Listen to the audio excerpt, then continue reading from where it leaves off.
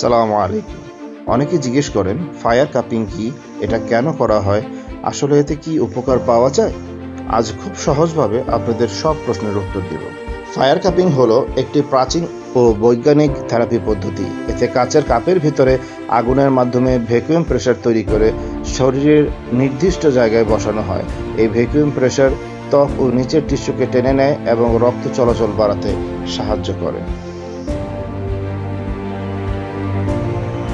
আমাদের শরীরে অনেক সময় রক্ত চলাচল কমে যায়, মাংসপেশি শক্ত হয়ে থাকে, পুরনো ব্যথা জমে থাকে।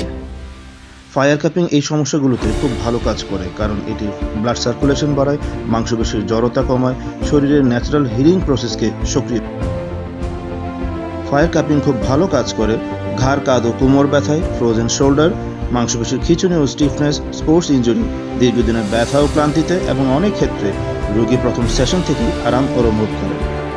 ফায়ার কাপিং করতে পারবেন যারা দীর্ঘদিন ব্যথায় ভুগছেন, এমন রোগীরা, মাংসপেশির সমস্যা যাদের, যারা ওষুধ ছাড়াই ব্যথা কমাতে চান, তবে গর্ভবতী নারী, ত্বকে ইনফেকশন বা রক্তক্ষরণ প্রবণতা থাকলে অবশ্যই প্রফেশনাল হিজামাত বা কাপিং থেরাপিস্টের পরামর্শ নিয়ে সেটা করা প্রয়োজন।